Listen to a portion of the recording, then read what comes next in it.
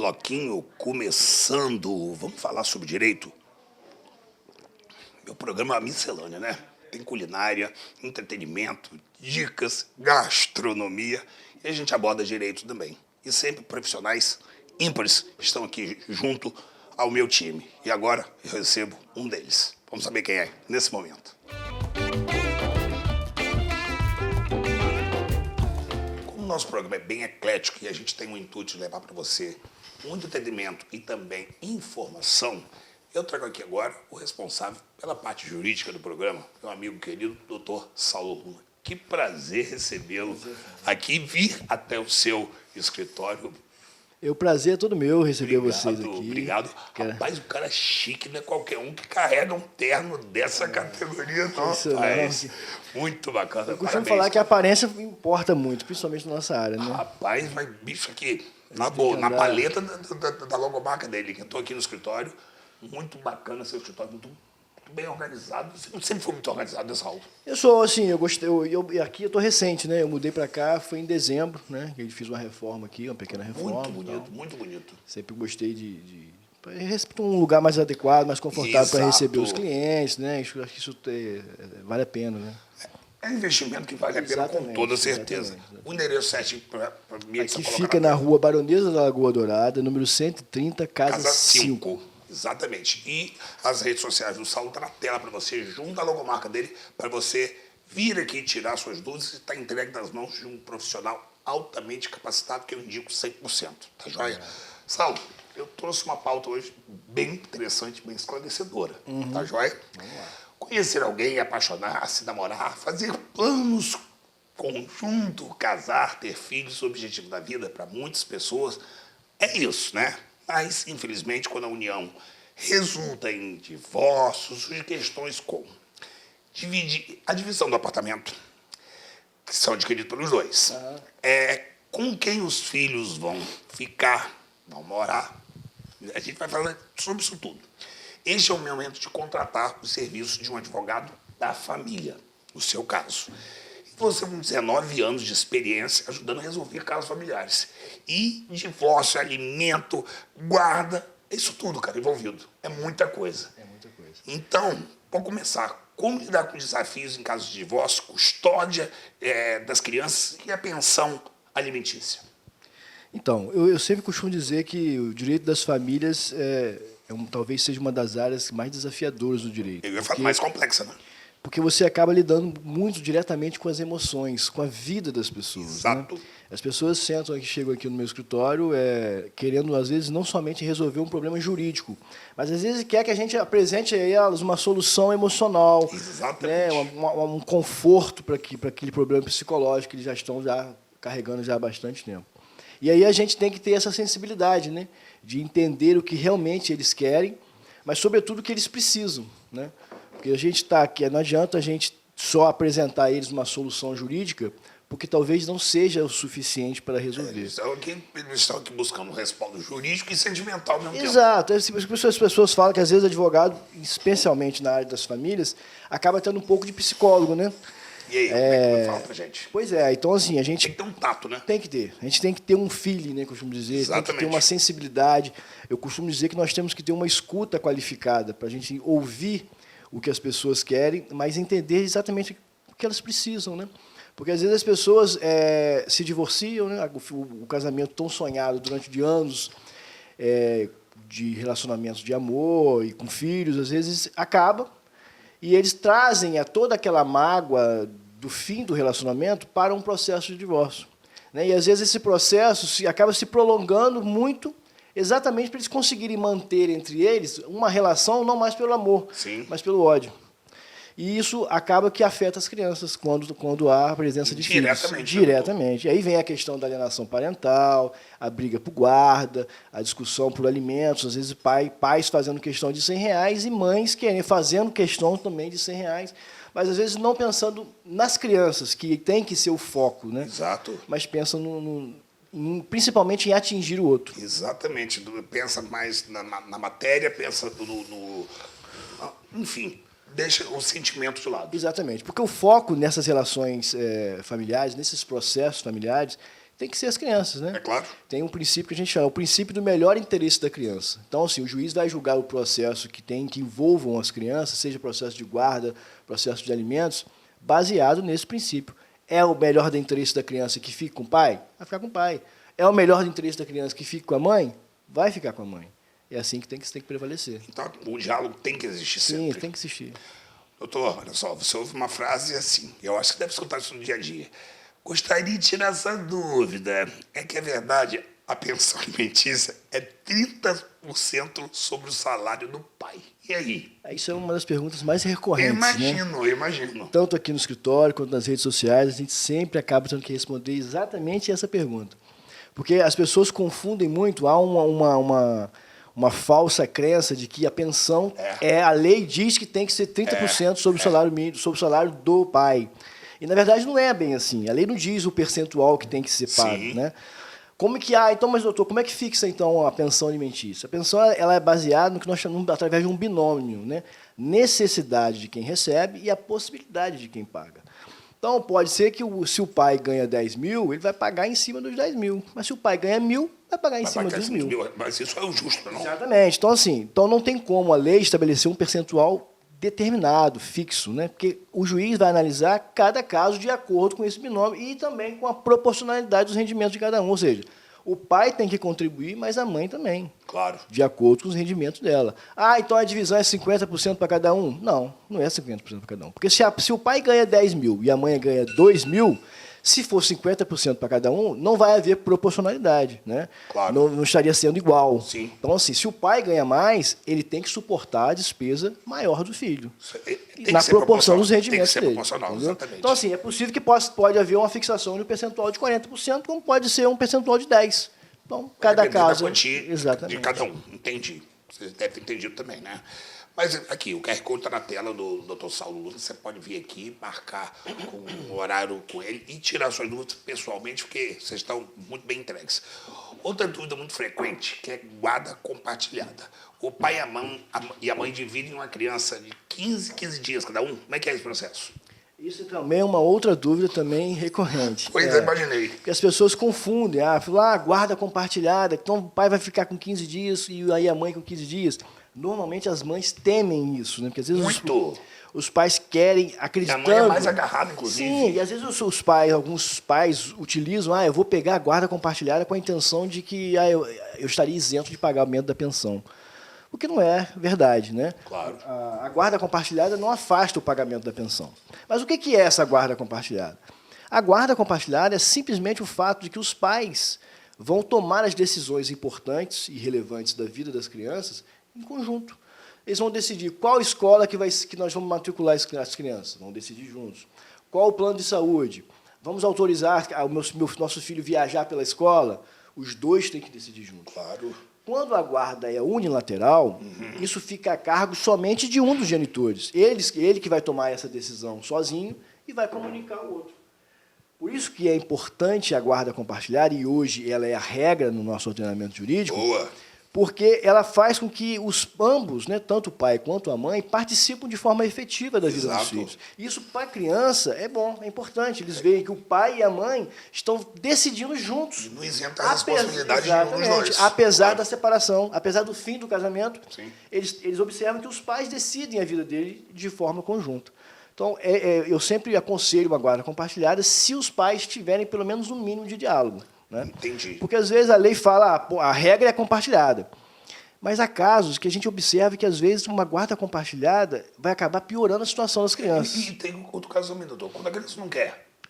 Porque eu conheço casos, amigos em comum, que crianças querem ficar mais com o pai do que com a mãe. Sim. E tem caso contrário também. Não, então, o que acontece? A guarda, isso não vai influenciar nessa situação da criança querer ficar mais com um ou com o outro. Porque a guarda é exatamente só isso que eu falei. Essa tomada de decisões. Sim. Mas aí o juiz vai fixar a guarda, seja ela compartilhada ou unilateral. Okay. Além disso, ele vai fixar o que nós chamamos de visitação. Que antigamente era visitação, hoje é mais correto dizer convivência. Sim. Porque pai não é visita. Sim, né? claro. Então aí vai estabelecer a convivência, que essa convivência vai ser final de semana alternados, 15 de 15 dias. Aí é um acordo. Exatamente. O ideal, eu sempre falo, o ideal é que os pais entrem num acordo em relação a isso. Claro. Porque senão você vai imagina, você vai terceirizar a decisão da vida dos seus filhos para um juiz. Exatamente. Porque o juiz, às vezes, não sabe qual é a realidade. Às vezes, o pai trabalha embarcado. Exato. Então, às vezes, a mãe trabalha é plantonista. Então, assim, exatamente. eu sempre aconselho, gente, vamos fazer um acordo. Senta aqui, qual é a realidade? Qual é a rotina de trabalho? Qual é a rotina de vida de vocês? Vamos tentar fazer com que vocês estabeleçam aqui uma convivência que seja bom para você, pelo menos. para ambos, mas principalmente para as crianças. Agora, doutor, olha só. Quando um pai tem uma medida protetiva de afastamento da mãe, que isso acontece muito, como é que é feito o modo de convívio do filho? Então, isso às vezes as pessoas têm essa dúvida. Pertinente isso. É muito pertinente.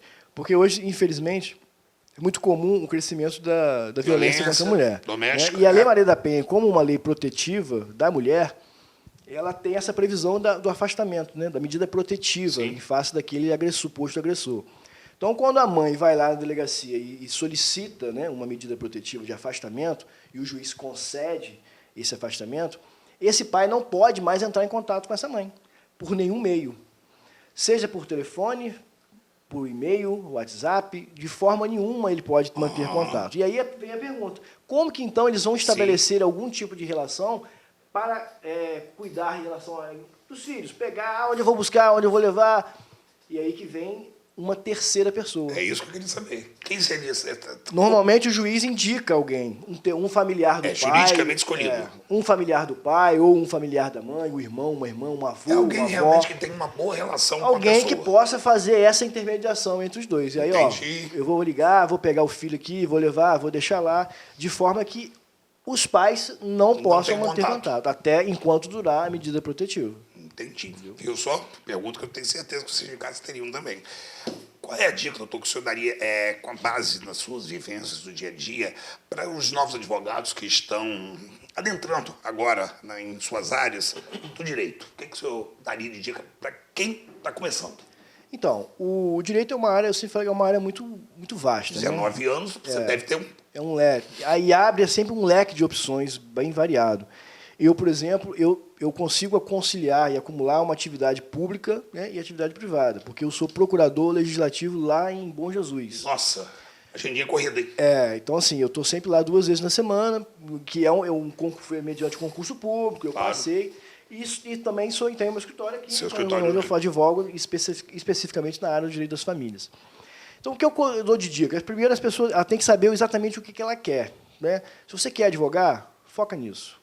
Entra de cabeça na área, procura se especializar, procura fazer cursos na área prática, procure se associar, faz parcerias com advogados especializados naquela área que você quer atuar.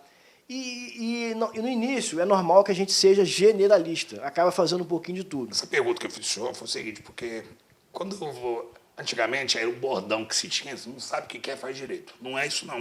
Não é isso, não. Para você ser um bom advogado, você tem que estudar muito e se manter estudando até hoje. Tem muita gente que acaba fazendo direito, exatamente por isso aí, mas não consegue se entrar no mercado de trabalho, não consegue se adaptar à área, e aí... Eu sou um caso, eu fiz, você sabe disso. Eu comecei fazendo direito, não foi minha. Sim, pois é. Saí fora. Melhor coisa que eu fiz. Pois é. Então, cada um no seu quadrado, né?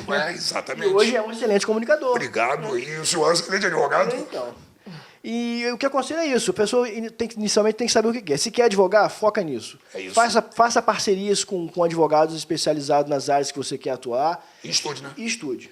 Isso é o principal. Nunca deixe de estudar. E o doutor Saulo se mantém atualizado. Hoje ele vai a muito congresso, ele se recicla muito. E isso mantém ele no topo do mercado hoje em dia. Isso é muito importante. Você tem um podcast, né, cara? Temos um podcast. Me fala, o que é? Eu vou botar na tela para vocês. É Contraponto.podcast, é isso mesmo? Contraponto.podcast. Então, isso é o canal no YouTube. Coloca para mim, então, esse canal dele no YouTube. Fala para o Ricardo, você também é comunicador. Então, eu sempre tive essa vontade de fazer algo diferente, assim, né? Pessoal do J3, ó, chama o doutor Saulo para ir aí, no manhã J3, e conversar com você, Cintia. Então, será um prazer. Eu sempre tive essa vontade de fazer algo diferente nessa área. E aí surgiu essa ideia de montar um podcast. Você grava onde? lá no D2 Estúdio. Aham. Pessoal bacana lá, o Fred, pessoal gente boa, Legal. o Douglas. O cara vai aparecer para dar uma bisourada lá. Vamos lá. E aí surgiu essa ideia, eu convidei o colega Dr. Glaidemir Rezende, o Dr. Rafael Ramos, que são 2 parceiros advogados que também trabalham aqui. Bacana. Eles encamparam a Um ideia. abraço pra vocês. Abraço, pessoal. Eles encamparam a ideia e nós começamos a gravar. É só advogado versus advogado? Não. A pauta é advocacia, é o que é? Inicialmente, vou a entrar nossa agora pra ideia ver. entra lá. Assim, nós já estamos, acho que estão 14 ou 15 episódios. Pô, legal, vou entrar pra ver hoje. E a gente, no início, os primeiros episódios foram só nós 3 falando sobre assuntos de direito, principalmente direito das famílias e direito penal, direito da área criminal. Inicialmente foi isso. Mas depois nós começamos a levar convidados. Abriu o leque. Já levamos diversos convidados. Levamos, por exemplo, o doutor, aquele cirurgião plástico, para falar sobre erro médico. Bacana. Gustavo Crespo. Não sai da área do direito, mas ligado de com outras outras áreas. vertentes. Exato. Levamos psicólogo para Legal. falar da Boa. parte de psicopatia, ligada à área criminal. Boa. Já levamos assistente social para conversar sobre a área que envolve criança e adolescente. Incrível, doutor Sol. Legal. Já levamos diversos convidados. É interessante. Bacana. Dá uma olhadinha lá. Nós temos o canal cara. no YouTube. Legal, porque eu pensei já viajei agora numa próxima pauta com você. Vamos falar sobre crime virtual, quero conversar sobre isso com você. Vamos. Acho muito interessante, porque tem muita gente abusando aí de... Tem. Inclusive, com a tal da venda do selo azul de verificado agora, você sabe que geral agora pode ficar azul. Isso pra mim não importa. Azul ou não, o que importa é o conteúdo que você Sim, sem fornece dúvida, não para o seu adianta. público. Se você está lá verificado, mas se você não tem o que apresentar... você fornecer para o seu público, Exatamente. então não adianta você ser verificado. Então, e tem muita gente que vende esse serviço que não é pela Meta, não é pelo grupo do Facebook. Eu já ouvi falar Instagram. que estão fazendo isso. Então, tem muita fraude. E eu queria abordar isso com você Vamos bater um outro papo. momento que Vamos sim. vai ser bem interessante sobre crime virtual. Se Deus quiser. Vamos Tá lá. joia? Agradecer o senhor, convidar o senhor para a festa da final do reality. Com certeza estaremos lá, se Deus Lá na quiser. Cervejaria Barril Cheio, dia 26 de julho. E estou sempre aqui. É um prazer estar em sua companhia. Eu que agradeço mais uma vez estar aqui participando do seu programa. Obrigado. Agradecer a todo o pessoal da produção. Obrigado. E dar os parabéns lá pelo sucesso do programa lá. Se Deus quiser, ano que vem tem mais. Se Deus quiser. Tá joia? Obrigado pela parceria. Valeu, um abraço. Ó, segue o baile que o programa tá recheado. E muita coisa boa. E a vida continua com um belo e bom vinho. E tem promoção até o final desse mês de julho. São rótulos selecionados. Imagina você comprar um rótulo incrível, aquele que você tanto sonhava em ter na sua adega, ou então degustar mesmo num momento especial. Você tem 50% de desconto numa outra garrafa do mesmo rótulo. Quem explica agora para vocês é o consultor da Vinho Campos Goitacazes, o Nelson Oliveira, meu amigo Morobá. Termina o bloco com você aí, amigão. Olá, aqui Nelson, da Vinho em Ponto. É sempre um prazer estar participando do seu programa. Então, a novidade de hoje que eu estou trazendo, nesse mês, no mês 7, mês de julho, a Vinho em Ponto estará com alguns vinhos selecionados com desconto de 50% na segunda garrafa. Então, você comprando 2 vinhos do mesmo rótulo, tem que ser os 2 do mesmo rótulo, o segundo sai com 50% de desconto. Aí você está perguntando daí do outro lado da telinha, como que eu faço para saber esses vinhos? Procura a gente aqui na loja, na Vinho em Ponto, na Ponto e Vinho, que você estará por dentro e vai participar dessa campanha também, essa campanha promocional de inverno que durará esse mês 7 todo. Então, quer as melhores promoções, os melhores vinhos, os melhores preços? Vem para Vinho em Ponto você também.